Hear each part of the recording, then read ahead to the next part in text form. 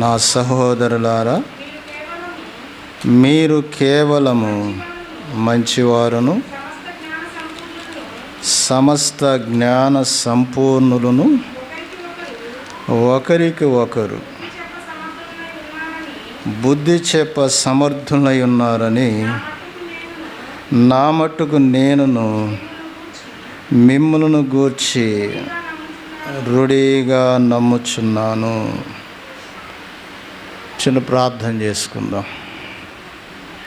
రోమాపత్రిక 15వ అధ్యాయము 14వ వచనాన్ని మనం చదువుకుందాం. అందరూ బైబిల్ చూడండి. చిన్న ప్రార్థన చేసుకుందాం. ప్రేమగల మా తండ్రి, సర్వోన్నతుడు అయిన మా గొప్ప దేవా, మీకు స్తోత్రములు. మీ అనాది సంకల్పమును బట్టి మమ్మలను మీ స్వాస్థ్యంగా, మీ యొక్క సొత్తుగా మమ్మలను ఏర్పాటు చేసుకున్నందుకు స్తోత్రాలు. నీ సన్నిధిని మేము అనుభవించే భాగ్యాన్ని మీరు ఇచ్చారు. ఈ పునరుద్ధానపు దినమందు నీ సన్నిధిలో ప్రభువా, నీ స్వాస్థ్యమైన వారితో కూడి కొనియాడే భాగ్యాన్ని ఇచ్చినందుకు వందనాలు.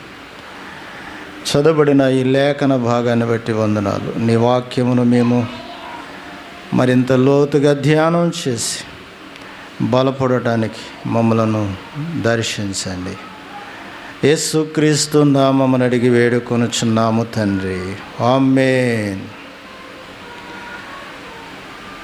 రోమాపత్రిక 15వ అధ్యాయము 14వ వచనాన్ని మనం చదువుకున్నాం. ఇక్కడ పౌలు రోమా పట్టణంలో ఉన్న దేవుని ప్రజలను గూర్చి ఆయన ఇస్తున్న సాక్ష్యం మనం చదివాం. వారిని గురించి ఈ వచనంలో 3 గొప్ప విషయాలు పౌలు చెప్పాడు. ఒకటేంటంటే, మీరు కేవలము మంచివారును అన్నాడు. రెండోది, సమస్త జ్ఞాన సంపూర్ణులను అన్నాడు. మూడోది, ఒకరికొకరు బుద్ధి చెప్పు సమర్థులనై ఉన్నారు.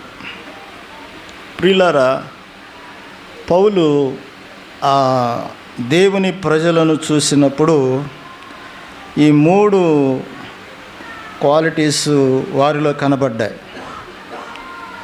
ఈ 3 రకాలైన క్వాలిటీస్ కనబడ్డాయి. అందుకే వారిని గురించి ఒక మంచి సాక్ష్యాన్ని ఆయన ఇస్తున్నాడు. ఈ 3 గురించి మనం చెప్పుకోలేం, కానీ మొదటి మాట ఉంది కదా, మీరు కేవలము మంచివారును అన్నాడు. ఎంతో మీరు మంచివారు, కేవలం మంచివారు. మీరు సహోదరులారా, మీరు కేవలము మంచివారు అనే వారిని గురించి సాక్ష్యము పౌలిస్తున్నాడు. చూడండి, చాలాసార్లు మనుషులు మనల్ని అప్పుడప్పుడు మీరు చాలా మంచివాళ్ళండి అంటారు. కొన్నిసార్లు మీరు చాలా చెడ్డోళ్ళండి అంటారు. ఏమండి, ఒక వ్యక్తిని అతని యొక్క జీవితాన్ని బట్టి నువ్వు చెడ్డోడు అని అన్నామనుకోండి, లేక దొంగతనం చేస్తున్నావు, నువ్వు దొంగవన్నావు అనుకోండి, ఆ వ్యక్తికి ఎంతో బాధ వచ్చుద్ది, భరించలేడు. నువ్వు చాలా మంచివాడు అన్నావు అనుకోండి, అమ్మ నువ్వు చాలా మంచిదాని అన్నావు అనుకోండి, ఏమవుద్ది చెప్పండి? భుజాలు గజాలు అయిపోతాయి. నువ్వు చాలా మంచోడు సహోదరుడు అన్నావు అనుకోండి, పాస్టర్ గారు మరలాంటే ఎంత బాగుండు, సహోదరుడు మరలాకంటే ఎంత బాగుండు అనిపిస్తూ ఉంటుంది. కాబట్టి ప్రియులారా, మంచివారు చెడ్డవారు అనే ఈ 2 మాటలు చాలా, ఈ రెండిటి మధ్యలో చాలా వ్యత్యాసం ఉంది. మంచివారు అనగానే ఏ కోపం రాదు, ఎలాంటి బాధ ఉండదు. చెడ్డవారు అన్నారనుకోండి, చాలా కోపం వచ్చేస్తుంది, బాధ కూడా వచ్చేస్తుంది. ఇప్పుడు దొంగ అంటే ఒప్పుకోడు, అబద్ధికుడు అంటే ఊరుకోడు. లంచాలు తీసుకునేవాడు లంచగొండి అంటే ఊరుకోడు. బూతులు తిట్టేవాడిని నువ్వు బూతులు తిట్టేవాడు అంటే ఊరుకోరు. వారిలో ఉన్న ఆ లోపల ఉన్నటువంటి పౌరుషం బయటకు వస్తూ ఉంటుంది. ప్రియులారా, ప్రతి మనుష్యుడు అలాగా చెడ్డవారిగా ఉండకూడదు, కానీ మంచివారిగా ఈ పట్టణంలో ఉన్న ఈ ప్రజల వలె మంచివారిగా ఒక మంచి సాక్ష్యాన్ని సంపాదించుకోవాలి. మంచివారు, పలానా వాళ్ళు మంచివారు అని ఆ సాక్ష్యాన్ని మనము సంపాదించుకోవాలి.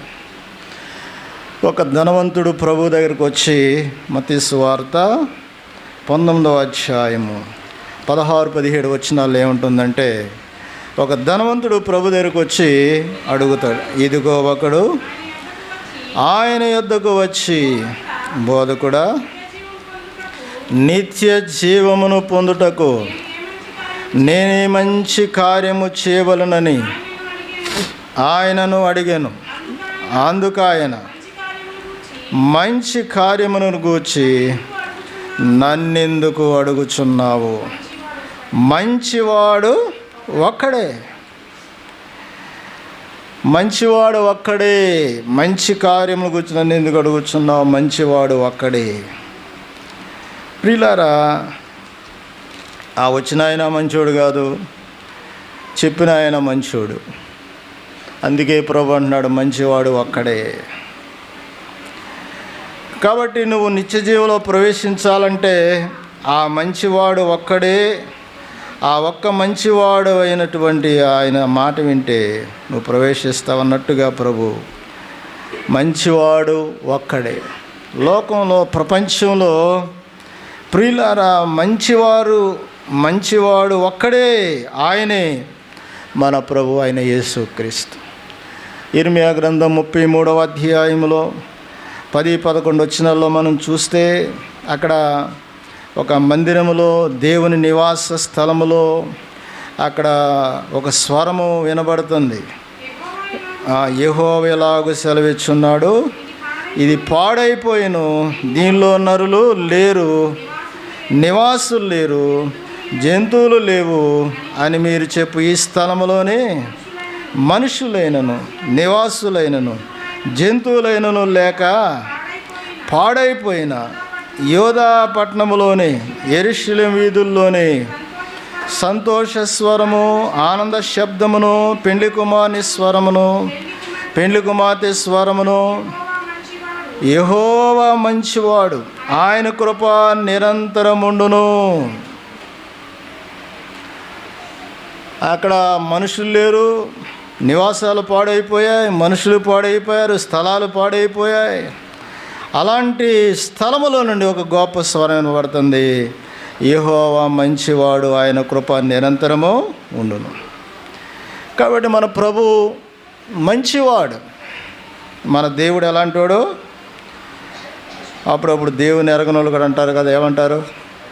యేసు ప్రభు మంచోడేనండి, కానీ వీళ్ళే మంచోళ్ళు కాదు. ఎవరు ఈ మంచోడి దగ్గరికి వెళ్తున్న వాళ్ళే,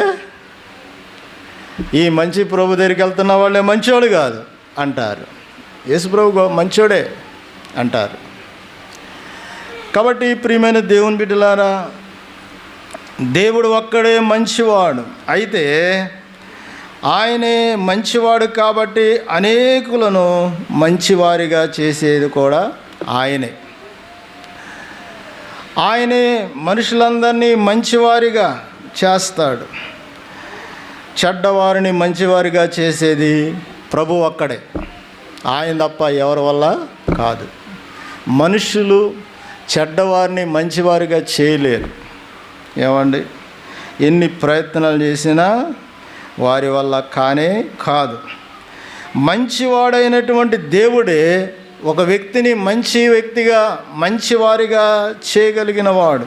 ఆయనకే ఆ శక్తి ఉంది, ఆ సామర్థ్యం ఉంది ప్రియులారా. కాబట్టి మనమందరం కూడా ప్రభు మంచివాడు, ఆయనను బట్టి మనం కూడా మంచివారిగా మార్చబడాలి. ఏమండి, సామెతల గ్రంథంలో ఒక మాట ఉంటుంది, 3వ అధ్యాయము ఆ మొదటి వచనం నుండి మనం చదువుతున్నప్పుడు, నా కుమారుడా నా ఉపదేశమును మరువకము, నా ఆజ్ఞలను హృదయపూర్వకంగా గైకొనుము, అవి దీర్ఘాయువును సుఖజీవముతో గడి సంవత్సరము నీకు శాంతిని కలగజేస్తాయి. సత్యమును ఎన్నడూను విడిచిపోనీయకుము, వాటిని కంఠభూషణంగా ధరించుకొనుము, నీ హృదయమును రాసుకొనుము. అప్పుడు దేవుని దృష్టి యందును మానవుల దృష్టి యందును నీవు దయనుంది మంచివాడు అనిపించుకుందువు. చూసారా, ప్రభువు మనను మంచివారిగా చేయాలంటే ప్రియులారా, ఇక్కడ ఈ 3వ అధ్యాయం మొదటి వచనం చెబుతున్నాడు, దేవుని ఉపదేశాన్ని మర్చిపోకూడదు, ఆజ్ఞలను మనం అనుసరించాలి. ఏమండి, రెండవది సత్యమును, దయను సత్యమును ఎన్నడూ విడిచిపోనివ్వకూడదు. అప్పుడే మనము దేవుని దృష్టి యందును మనుషుల దృష్టి యందును మంచివారంగా ఉంటాం. లోకంలో మనుషుల దృష్టిలో మంచివారు కొంతమంది కనపడతారు. కొన్ని పనులు చేసినప్పుడు నీ అంత మంచివాళ్ళు లేడండి అంటారు. ఇప్పుడు నేను ఎవరికైనా డబ్బులు ఇచ్చారనుకోండి, సహాయం చేశాను అనుకోండి, వాళ్ళు ఏమంటారు, నీ అంత మంచివాడు లేరండి అంటాడు. నేను మరలా తర్వాత కొన్ని రోజుల తర్వాత నేనేదన్నా ఒక అబద్ధం ఆడాను అనుకోండి, ఆయన అంత చెడ్డోడు లేడు అంటారు. చూసారా, మనుషుల దృష్టిలో మంచివారిగా పిలువబడాలంటే పైకి ఏవో కార్యాలు చేయాలి. ఏమండి, ఇప్పుడు రాజకీయ నాయకులు ఉన్నారు, వస్తూ ఉంటారు కదా, వాళ్ళు అప్పుడప్పుడు పొలాల్లోకి వెళ్ళి పొలంలో పని చేయటం చేస్తూ ఉంటారు. రోడ్డు మీద ఎవరైనా తుడుతున్నారు అనుకోండి, ఆ చీపురు తీసుకుని తుడుతూ ఉంటారు. ఎవరైనా బోరు మోసుకెళ్తున్నారు అనుకోండి, ఆ బోరు మోస్తారు. ఎందుకు అలా చేస్తున్నారు? వాళ్ళు మనుషుల ద్వారా మెప్పు పొందడానికి వాళ్ళు పేపర్లు వేస్తారు, పలానా మంత్రి గారు, పలానా నాయకుడు ఇంత పని చేస్తున్నాడు. మోడీ గారు స్వచ్ఛ భారత్ సమయంలో ఆయన చీపురుతో రోడ్డు మీద ఊడుతున్నాడు. ఇప్పుడు జనాల దృష్టిలో ఎలాగుంటాడు ఆయన? ప్రధానమంత్రి ఆ రోడ్డు మీద ఊడుతున్నాడు అనేది పడిపోతుంది. చూసారా? కాబట్టి ప్రజల దృష్టిలో మంచివాడిగా ఉండాలంటే ఇలాంటి పై కార్యక్రమాలు చేయాలి. మరి దేవుని దృష్టిలో మంచివాడిగా ఉండాలంటే, మనుషుల దృష్టిలో మంచిగా ఉన్న వ్యక్తి దేవుని దృష్టిలో మంచిగా ఉండకపోవచ్చు. ఏమండి? కాబట్టి దేవుని దృష్టిలో మంచివాడిగా ఉండాలి అంటే, ప్రియమైన దేవుని బిడ్డలారా, ఇక్కడ వాక్యంలో రాయబడింది, నా కుమారుడా నా ఉపదేశమును మరువకము, నా ఆజ్ఞలను అనుసరించుము, దయను సత్యమును ఎన్నడూ విడిచిపెట్టొద్దు అన్నాడు. సౌలు పౌలుగా మారాడు. సౌలు ప్రియులారా దమస్కు దగ్గరికి వెళుతున్నప్పుడు దేవుని ఉపదేశం ఆయనకి వినబడింది, దేవుని స్వరం వినబడింది. ఆయన సౌలుని పిలుస్తాడు, సౌలా సౌలా అంటాడు. నన్నెందుకు నువ్వు హింసిస్తున్నావు అంటాడు. అప్పుడు సౌలు ఆయన మైండ్ డైవర్ట్ అయిపోయింది. అమ్మో, ఇదేదో గొప్ప స్వరం లాగుంది, నిజంగా ఇది దేవుని స్వరమే అని ఆయన గుర్తించగలిగాడు. అతని జీవితంలో అప్పటి వరకు ఏ స్వరాన్ని ఆయన వినలేదు. గమాలియేలు పాదముల యొద్ద ధర్మశాస్త్రాన్ని నేర్చుకున్నాడు, కానీ బలులు ఎట్లా అర్పించాలో తెలుసు, దేవుని సన్నిధిలో ఎలాగా ధూపం వేయాలో తెలుసు, ధర్మశాస్త్రములో ఉన్నటువంటి ఆచారాలు పద్ధతులన్నీ తెలుసు. కానీ ప్రభు యొక్క ఉపదేశాన్ని లేక ప్రభు స్వరాన్ని విన్నటువంటి వ్యక్తి కాదు.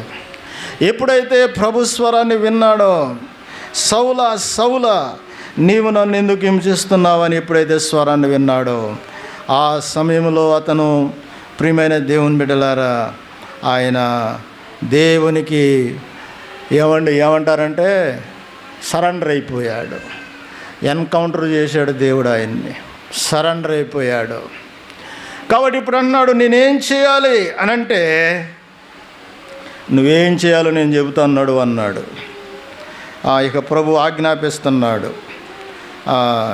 ఏమండి, సౌలుకి ప్రభు ఆజ్ఞాపిస్తున్నాడు. ఎలాగ ఆజ్ఞాపిస్తున్నాడు? ఆయన ఒక ఇంట్లోకి వెళ్ళినప్పుడు, ప్రార్థన చేస్తున్నప్పుడు, యోధా అనే వాని ఇంట్లో ప్రార్థన చేస్తున్నప్పుడు దేవుడు అననీయ ద్వారా ఆజ్ఞాపిస్తున్నాడు, సౌలా సౌలా నీవు నీ పాపాలు కడిగి వేసుకోవాలి, నువ్వు బాప్తిసం పొందాలి, దేవుడు నిన్ను ఎన్నుకున్నాడు అని ఆయన ఆజ్ఞాపిస్తున్నాడు. కాబట్టి ప్రభు యొక్క ఉపదేశాన్ని ఎప్పుడైతే విన్నాడో, ప్రియులారా, అతను దేవునికి సరెండర్ అయిపోయాడు. ఆ తర్వాత ప్రియులారా, దేవుని ఆజ్ఞకు ఆయన లోబడిపోయాడు, బాప్తిసం పొందాడు, తన పాపములన్నీ కడిగి వేసుకున్నాడు. ప్రియులారా, దేవుని పరిచర్య చేస్తున్నాడు. అంటే సౌలు పౌలుగా మారిపోయాడు. ఈ పౌలే ఈ మాట చెబుతాడు. ఎఫెసీయులకు రాసిన పత్రికలో మనం చూస్తాం, చూడండి, 4వ అధ్యాయము 22వ వచనం. ఎఫెసీ పత్రిక 4వ అధ్యాయము 22వ వచనంలో, కావున మునుపటి ప్రవర్తన విషయంలోనైతే మీ ప్రాచీన స్వభావాన్ని వదులుకోకపోతే మీరు నవీన స్వభావాన్ని ధరించుకోలేరు. ఇప్పుడు పౌలు ప్రాచీన స్వభావం ఎలాంటిది అంటే, బెదిరిస్తాడు, చంపుతాడు, దూషిస్తాడు అంటాడు కదా. నేను దోషకుడును, హింసకుడును, హాని కరుణ అంటాడు కదా. ఆయన ప్రాచీన స్వభావం అది అన్నమాట. ఇప్పుడు ఎప్పుడైతే దేవుని ఉపదేశాన్ని, స్వరాన్ని విన్నాడో, ప్రియులారా, అతని ప్రాచీన స్వభావం అంతా కూడపోయింది. ఇప్పుడు ఏం చేస్తున్నాడు? ప్రార్థన చేస్తున్నాడు. ప్రార్థన చేసి బాప్తిసం పొందాడు. బాప్తిసం పొందిన తర్వాత యేసే రక్షకుడని ప్రకటన చేస్తున్నాడు. ఏమండి, అంతకుముందు యేసు దేవుడు కాదు, యెహోవాయే దేవుడు, మీరు మోసమాకండి, మన ఆచారాలు మనకున్నాయి, మన పద్ధతులు మనకున్నాయి అని బోధించిన వ్యక్తి ఇప్పుడు యేసే దేవుడు అని ప్రకటన చేస్తున్నాడు. కాబట్టి ఇప్పుడు ఈయన నవీన స్వభావాన్ని ధరించుకున్నాడు.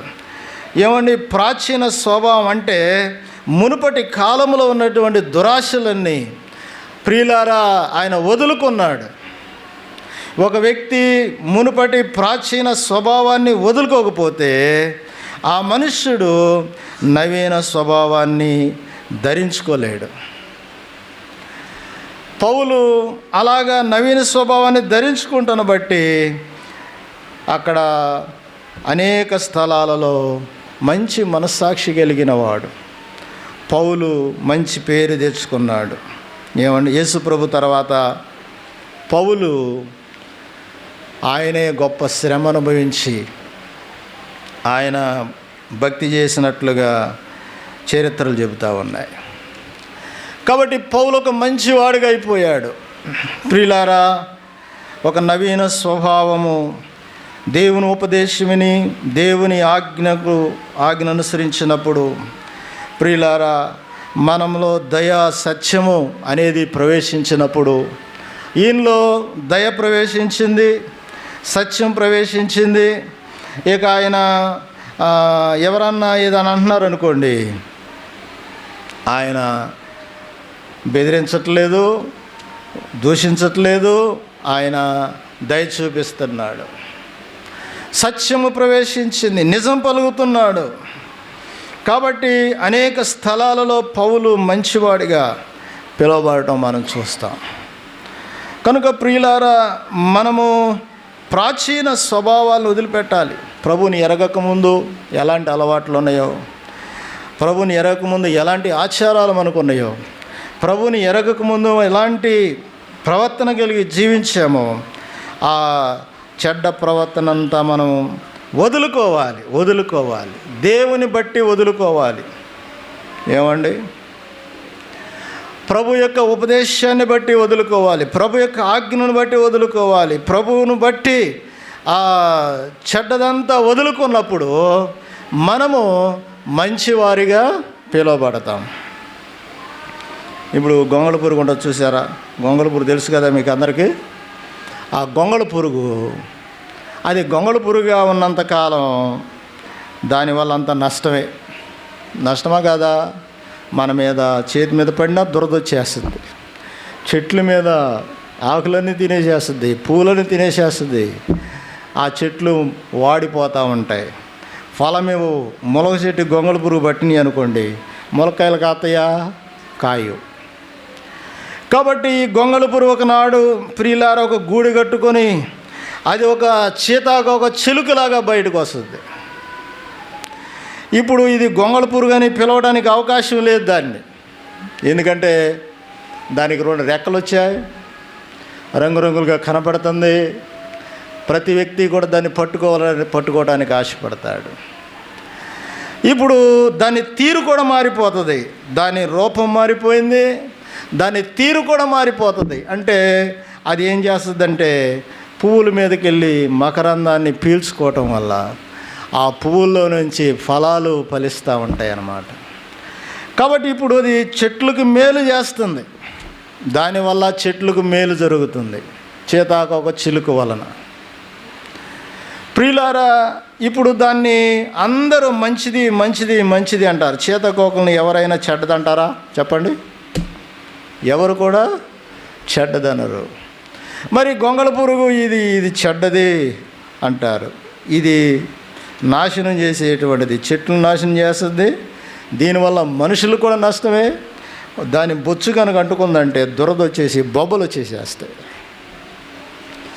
కాబట్టి ప్రియమైన దేవుని బిడ్డలారా, నవీన స్వభావమును ధరించుకోవటం అంటే అది దాని ప్రాచీన స్వభావం అంతా కూడా ఊడిపోయింది, వదిలేసేసింది. ఇప్పుడు నవీన స్వభావాన్ని, క్రొత్త స్వభావాన్ని ధరించుకుంది.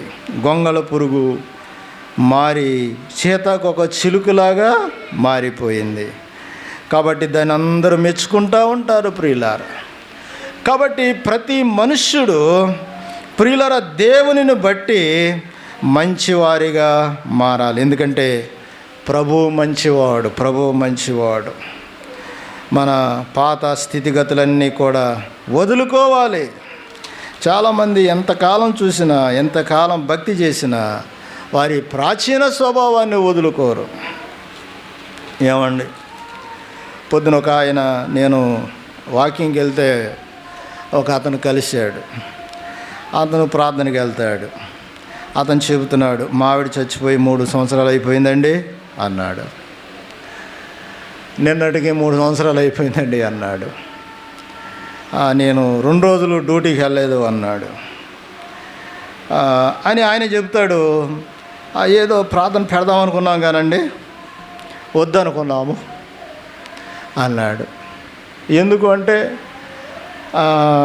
ఇదంత మంచిది కాదనిపించింది అని అన్నాడు. నేనన్నాను, మరి అది మంచిది కాదు కదా, చచ్చిపోయిన వాళ్ళని మర్చిపోమని దేవుడు చెబుతున్నాడు. వాళ్ళకి భూమి మీద దేనిలో వంతు తీసుకురావద్దని ప్రసంగి గ్రంథంలో రాయబడింది కదా. ఆ వాక్యాన్ని తర్వాత చదువుకో, ప్రసంగి గ్రంథంలో ఉంటుంది. చూడండి, ఆ మాట ప్రసంగి గ్రంథంలో ఒక మాట ఉంటుంది చూడండి. ప్రియులారా, భూమి మీద చనిపోయిన వారికి భూమి మీద దేనిలో వంతు తీసుకురాకూడదంట. ఏమండి, ఎందుకంటే వాళ్ళు పగబెట్టుకోరు, వాళ్ళు కోపం తెచ్చుకోరు, అసూయపడరు అని ఇక్కడ క్లియర్గా రాస్తాడు. ఏమండి, చూడండి 9వ అధ్యాయము 5వ వచనం. బ్రతికి ఉండువారు తాము చత్తురని ఎరుగుదురు, అయితే ప్రసంగి 9:5లో ఉంది. అయితే చచ్చిన వారు ఏమీయో ఎరగరు, వారి పేరు భూమి మీద మరువబడి ఉన్నది, వారికి ఇక ఏ లాభమో కలగదు. వారిక ప్రేమింపరు, పగ పెట్టుకొనరు, అసూయపడరు. సూర్యుని కింద జరుగు వాటిలో దేని యందునో వారికి ఇక ఎప్పటికీ వంతు లేదు. నేను చెప్పా, బైబిల్ వాక్యం ఇలా ఉందని ఆయన, నువ్వు అలాగా చేయకపోవడం మంచిది, మళ్ళీ చేసి పెద్ద ఆర్భాటం చేసి. దేవుని వాక్యం ఇలాగ చెబుతుంది, భూమి మీద జరుగు వాటిలో దేని యందు వారికి ఎప్పటికీ వంతు తీసుకురాకూడదు. అలా తీసుకొస్తే నువ్వు ఒక ఆచారాన్ని ఆచరిస్తున్నట్టే కదా. కాబట్టి నువ్వు చేయకపోవడం మంచిది, మంచి పని చేసేవన్నాను నేను. ఏమండి, చూసారా, ఈ రోజున చాలామంది ఆ ప్రాచీన స్వభావాలు విడిచిపెట్టరు, అన్నిలు చేసుకుంటారు. అలాగా మనం ఎందుకు చేయాలండి? దేవుని ఎరిగిన బిడ్డలు ఎందుకు చేయాలి? చేయకపోతే మా అమ్మ వస్తుందేమో, చేయకపోతే మా నాన్న వస్తాడేమో, రాత్రి కూడా కళ్ళకు వస్తాడేమో, చేయకపోతే మా అక్క వచ్చి తొక్కుద్దేమో, అసూయ పెట్టుకుంటారేమో. కొంతమందికి ఈ భయాలు ఉంటాయి. సంవత్సరికాలు, 7 తిరుగుళ్ళు, ఇవన్నీ ప్రియులారా ఒక ఆచార సంబంధం. ఆయనతో చెప్పే నేను అలా చేయకుండా ఉండటమే చాలా మేలు. కాబట్టి ప్రియులారా, ఈ ప్రాచీన స్వభావాలను వదులుకుంటే దేవుని దృష్టిలో మనం మంచివారిగా ఉంటాం. ఈ వదులుకోకపోతే దేవుని దృష్టికి మంచివారిగా మనం ఉండం. ఏదో గొప్ప కోసమో పేరు కోసమో చేసుకుంటే లోకంలో నీ పేరు ఉంటుంది, కానీ దేవుని దగ్గర పేరు ఉండనే ఉండదు. అన్య సంబంధమైన ఆచారాలు.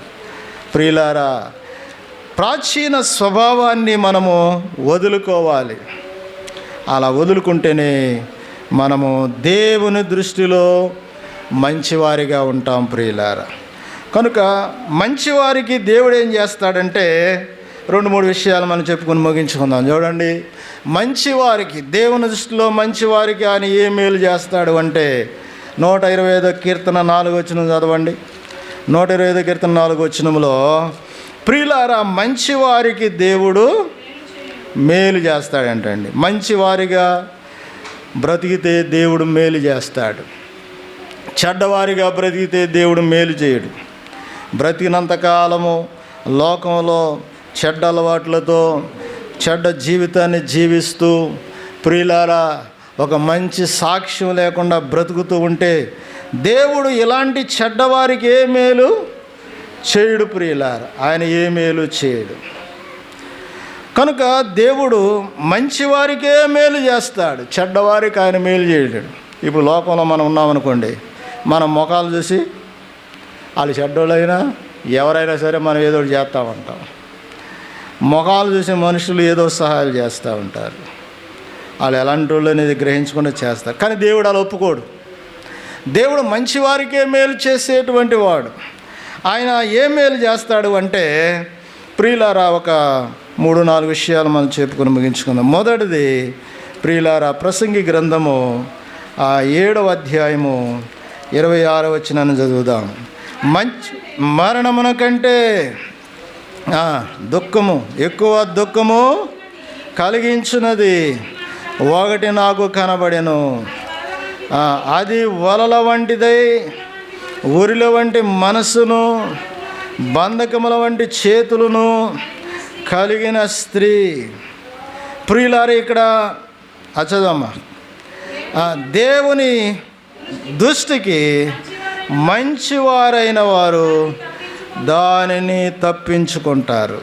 ఇక్కడ మనము జ్ఞాపకం చేసుకుంటే దేవుని దృష్టికి మంచివారు సాతాను యొక్క ఊరి నుండి తప్పించబడతారు.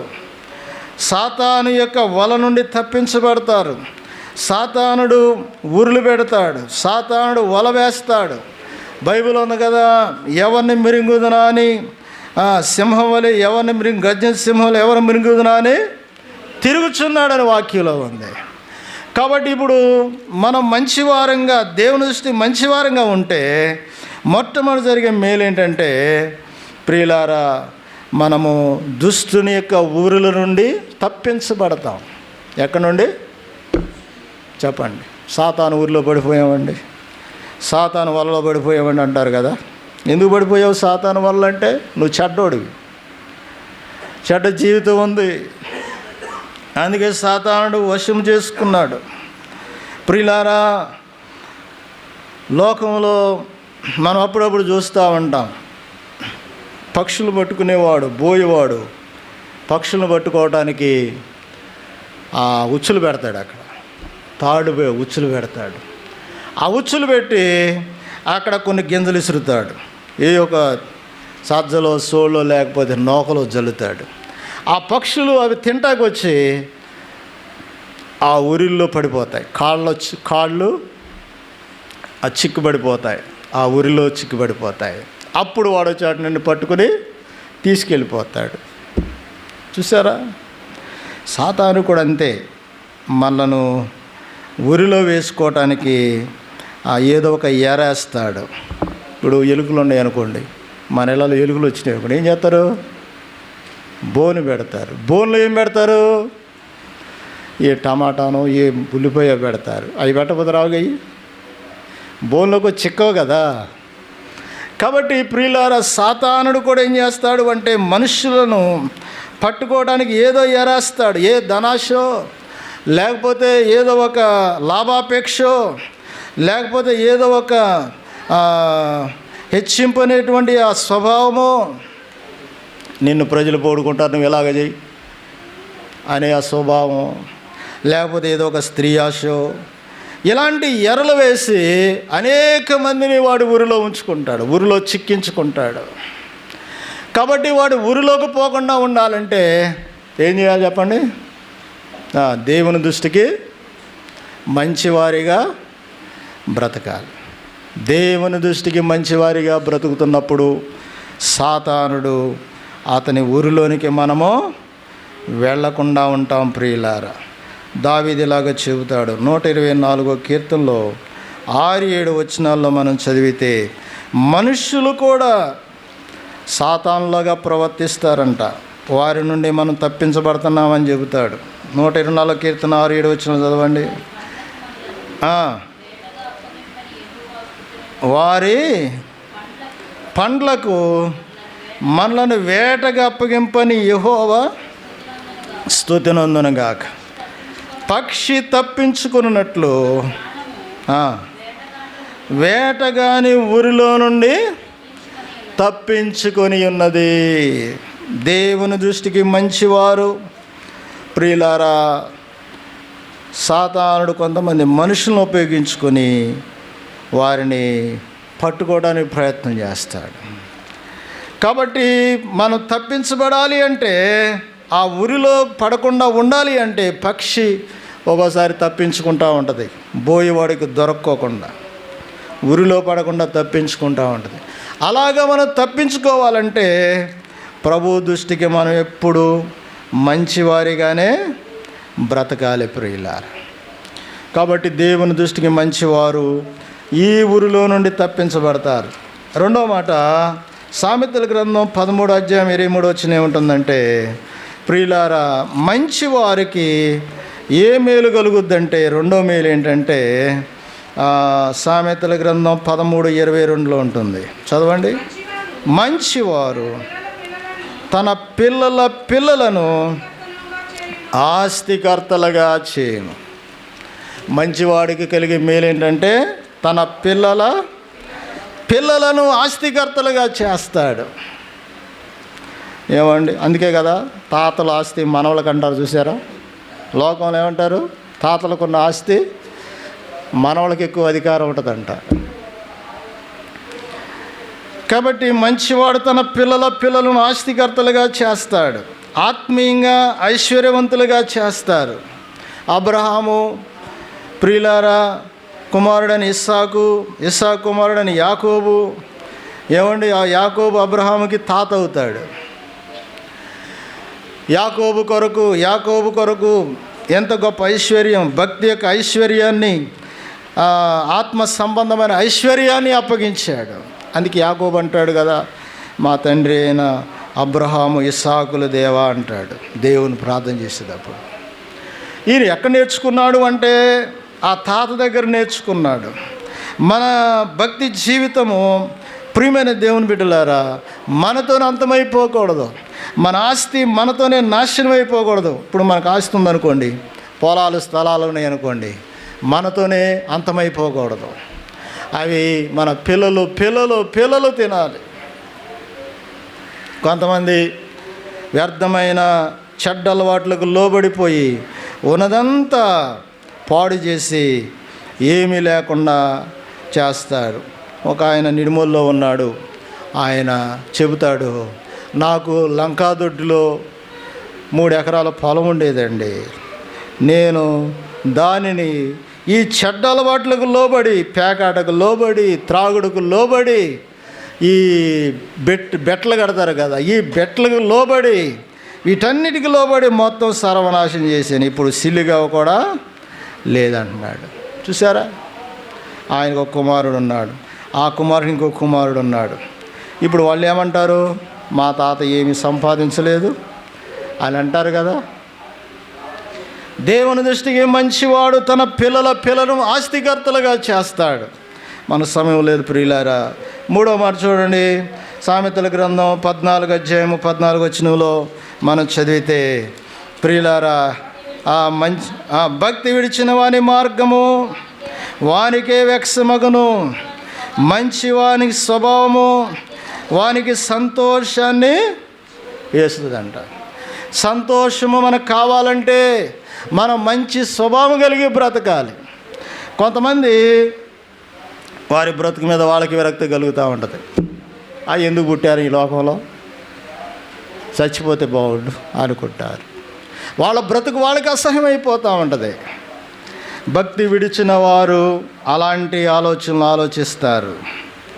భక్తి విడిచినటువంటి ప్రజలు, ప్రియులారా, మనం ఆలోచిస్తే మంచివాడు వాని స్వభావం వానికి ఏమిస్తుందంట? సంతోషాన్ని ఇస్తుంది. సంతోషము మంచివారికి దేవుడు సంతోషాన్ని ఇస్తున్నాడు. సంతోషము, దుఃఖము లేదు, వేదన లేదు, ప్రియులారా, నిట్టూర్పు లేవు, అంగలార్పు లేవు. మంచివారిగా మనం బ్రతుకుతున్నప్పుడు దేవుడు మనకి సంతోషకరమైన జీవితాన్ని ఇస్తాడు, ఆనందాన్ని కలుగజేస్తాడు. సంతోషం అనేది ప్రభువే మనకిస్తాడు. ఎప్పుడు అంటే మనం మంచివారిగా బ్రతుకుతున్నప్పుడు. కనుక మంచివారిగా మనం ఒక మంచి సాక్ష్యాన్ని తెచ్చుకోవాలి. నీ దుఃఖానికి ప్రతిగా సంతోషం, నీ నిందకు ప్రతిగా రెట్టింపు ఘనత ఇస్తానని ప్రభు చెబుతున్నాడు. కాబట్టి సంతోషం కావాలి. ఈరోజున చూడండి, కుటుంబాల్లో ఏ కుటుంబంలో చూసినా దుఃఖమే దుఃఖం కనపడుతుంది, అంగలార్పులే కనబడుతున్నాయి. ఏంటి అంటే ఈ పిల్లోడు గురించి బాధ, ఈ పిల్ల గురించి బాధ, ఇదిగో ఈ వీళ్ళ గురించి, పక్కనున్న వాళ్ళ గురించి బాధ, ఎదురున్న వాళ్ళ గురించి బాధ, బంధువుల గురించి బాధ. ప్రతి మనుష్యుడు ప్రియులారా సంతోషం లేకుండా దుఃఖాలతో బ్రతుకుతున్నారు. కాబట్టి ప్రభు చెబుతున్నాడు, ప్రతి మంచి స్వభావం కలిగిన వానికి సంతోషం అనేది దేవుడే ఇస్తాడు. కాబట్టి దేవుడు చేసే 3వ మేలు ఏంటంటే సంతోషము. 4వది ప్రియులారా, ప్రసంగి గ్రంథం 2వ అధ్యాయం 26వ వచనంలో ఏముంటుందంటే, మంచివారికి దేవుడు చేసే 4వ మేలు ఏంటంటే, ప్రియులారా మనం చదువుతున్నాం చూడండి, 4 ఏలయనగా దైవ దృష్టికి మంచివారిగా ఉండు వానికి దేవుడు జ్ఞానమును, తెలివిని, ఆనందమును అనుగ్రహిస్తాడు. ప్రియులారా, దేవుని దృష్టికి మంచిగా ఉండేటువంటి వారికి దేవుడు జ్ఞానాన్ని ఇస్తాడు, తెలివినిస్తాడు, ఆనందాన్ని ఇస్తాడు. ప్రియమైన దేవుని బిడ్డలారా, జ్ఞానము కుటుంబాలకు చాలా అవసరం, జ్ఞానము జీవితాలకు చాలా అవసరం. అజ్ఞానులుగా బ్రతుకుతూ ఉంటే ఎన్నో తిప్పలు పడాలి. జ్ఞానము లేని వారు నశించిపోతారని వాక్యంలో రాయబడింది. మనం బ్రతకాలంటే జ్ఞానం కావాలి, మన పిల్లలను బ్రతికించాలంటే జ్ఞానం కావాలి, కుటుంబాన్ని నడిపించుకోవాలంటే జ్ఞానం కావాలి. పైనుండి వచ్చేటువంటి దేవుని జ్ఞానం చాలా అవసరం. ఈ జ్ఞానము ఎవరికి ఇస్తాడు దేవుడు అంటే, దేవుని దృష్టికి మంచి వారికే జ్ఞానం ఇస్తాడు. ప్రియమైన దేవుని బిడ్డలారా, జ్ఞానం లేకుండా మనము ఈ లోకంలో బ్రతకలేం. అజ్ఞానులు, జ్ఞానము లేని మనుష్యులు నశించిపోతారు. కాబట్టి ప్రభువు చేసే 4వ మేలు ఏంటంటే జ్ఞానము. ఇప్పుడు యోసేపు ఉన్నాడు ఐగుప్తు దేశంలో. ఎవరైనా ఉన్నారు ఆయనకి చెప్పండి? యోసేపు గారు ఉన్నారా? తెలిసిన వాళ్ళు ఎవరు ఉన్నారా? అన్నలు ఎవరు ఉన్నారా? తమ్ముళ్ళు ఎవరు ఉన్నారా? ఎవరూ లేరు. అన్ని సంబంధమైన దేశం. ప్రియులారా, ఆ దేశంలో అతనికి మీద కొన్ని నిందలు వచ్చాయి. కొన్నిసార్లు నిందలు అనుభవించాడు. ఒక సమయం వచ్చింది, రాజు దగ్గర నిలబడ్డాడు. రాజుకు వచ్చిన కలభావాన్ని చెప్పాడు. ప్రియులారా, రాజు అతన్ని ఏమంటున్నాడంటే, చూడండి, ఆది కాండంలో మనం చూస్తే రాజు అతన్ని ఏమంటున్నాడంటే, చూడండి ప్రియులారా, 38వ వచనం, అంటే 41వ అధ్యాయము 38వ వచనం. ఇతని వలె దేవుని ఆత్మగల మనుష్యుని మనం కనుగొనగలమా? అతడు తన సేవకులను చూసి, ఆది కాండం 41, 38, 39 వచనాలు ఉంది. ఇతని వలె దేవుని ఆత్మగలిగిన మనిషిని కనుగొనగలమా అని అనెను. మరియు ఫరో, దేవుడి ఇదంతా నీకు తెలియపరిచాను గనక నీ వలె వివేక జ్ఞానము గలవారెవరునో. చూసారా, సేవకులు, అక్కడ సేవకులు ఉన్నారు, ఫరో సేవకులు ఉన్నారు. ఫరో రాజు దగ్గర సేవకులు అంటే మరి ఎంత జ్ఞానం కలిగిన వాళ్ళు ఉంటారు? రాజుల దగ్గర జ్ఞానవంతులు ఉంటారు కదా. ఇప్పుడు ముఖ్యమంత్రి గారి దగ్గర సలహాలు చెప్పేటువంటి జ్ఞానులు ఉంటారు. పెద్ద పెద్ద చదువులు చదివి ఐపీఎస్ చదివి ఐఎస్ చదివిన వాళ్ళు, పెద్ద పెద్ద చదువులు చదివిన వాళ్ళు ఉంటారు వాళ్ళ సలహాలు ఇవ్వటానికి. అలాగే రాజు దగ్గర కూడా చాలా జ్ఞానం కలిగిన వారు ఉంటారు. ఆ ఫరో సేవకులను పిలిచి, ఆయన దగ్గర ఉన్న సేవకులను పిలిచి వాళ్ళందరి ముందు అంటున్నాడు, ఏమంటున్నాడు? నీ వలె వివేక జ్ఞానము గలవారు ఎవరునూ లేరు. ఎక్కడి నుంచి వచ్చిందండి ఈ జ్ఞానం? చదివాడా ఏమన్నా పెద్ద చదువులు? ఎక్కడెక్కడన్నా, లేకపోతే దేశాలు తిరిగాడా? ఎక్కడి నుంచి వచ్చింది ఈ జ్ఞానం? దేవుడు ఇచ్చాడు ఆయనకి. మంచివారికి దేవుడు జ్ఞానాన్ని ఇస్తాడు, వివేకాన్ని ఇస్తాడు. మనం అదే చదివాం ప్రసంగి గ్రంథంలో. ప్రియులారా, ఆయన రాజు అవటానికి కారణం అదే. యోసేపు రాజు అవటానికి ఏంటి కారణం? జ్ఞాన వివేకము గలవాడు. దేవుడే అతనికి జ్ఞాన వివేకములు ఇచ్చాడు. కనుక ప్రియమైన దేవుని బిడ్డలారా, దేవుడు మంచివారికి జ్ఞాన వివేకములను అనుగ్రహిస్తాడు. కాబట్టి మనము దానియేలు కూడా అలాగే, దానియేలు గురించి కూడా రాజు అంటాడు, వివేక జ్ఞానము కలిగిన వారు నీ వలె లేరు అంటాడు. నెబుకద్నెజరు అంటాడు. ప్రియులారా, మనము మంచివారిగా మారి మంచివారిగా జీవిస్తున్నప్పుడు దేవుడు మనకు మేలు చేస్తాడు. ఏమండి? ఆ మేలు ఏంటంటే, ఒకటేంటి చెప్పండి మేలు? చెప్పండి. ఒక మేలేంటి? సాతాను ఊరిలో నుండి దేవుడు తప్పిస్తాడు. రెండో మేలేంటి చెప్పండి? రెండో మేలేంటి? మంచివారు తమ పిల్లలను ఆస్తికర్తలుగా చేస్తారు. మూడో మేలేంటి? మంచివారికి దేవుడు సంతోషాన్ని ఇస్తున్నాడు. నాలుగో మేలేంటి చెప్పండి? మంచివారికి దేవుడు జ్ఞానము వివేకాన్ని ఇస్తాడు. ప్రియులారా, కాబట్టి మనం మంచివారిగా మారాలి, మంచివారిగా జీవించాలి. ప్రియులారా, దేవుడు అప్పుడు మనకి మేలు చేస్తాడు. ఇలాంటి మేలు చేసి మనను బలపరుస్తాడు. కాబట్టి ప్రభు దగ్గర మనము కోరుకుందాం, ప్రభువా, నేను ఒక మంచి వ్యక్తిగా సాక్ష్యం సంపాదించుకోవాలి అని ప్రభువుని అడుగుదాం. ప్రార్థన చేసుకుందాం. మోకరించండి, ప్రార్థన చేసుకుందాం. ఆ రోమాపత్రికలో, రోమాపట్నంలో ఉన్న ప్రజల వలె ప్రభువా, నేను ఒక మంచి వ్యక్తిగా సాక్ష్యం సంపాదించుకోవాలి. నీ దృష్టి యందును మనుషుల దృష్టి యందును మంచివాడిని అనిపించుకోవాలి. దేవుని దృష్టి యందు మంచివారిగా, మంచి వ్యక్తిగా నువ్వు అనిపించుకుంటే ప్రభువు నీ పట్ల మేలు చేస్తాడు. ఆయన కీడు చేయడు. కీడు నీ మీదకి రాదు. దేవుని దృష్టికి మంచి వ్యక్తిగా ఉంటున్నావా? దేవుని దృష్టికి చెడ్డ వ్యక్తిగా కనబడుతున్నావా? నీకు నీవే పరిశీలన చేసుకోవాలి. ఎవరికి వారే పరిశీలన చేసుకోవాలి. ప్రభువా, నా ప్రాచీన స్వభావాన్ని బట్టి నేను చెడ్డ వ్యక్తిగానే కనబడుతున్నాను. నాలో ఉన్న దురాశలు, నాలో ఉన్న చెడుతనము, నాలో ఉన్న పాపపు స్థితి,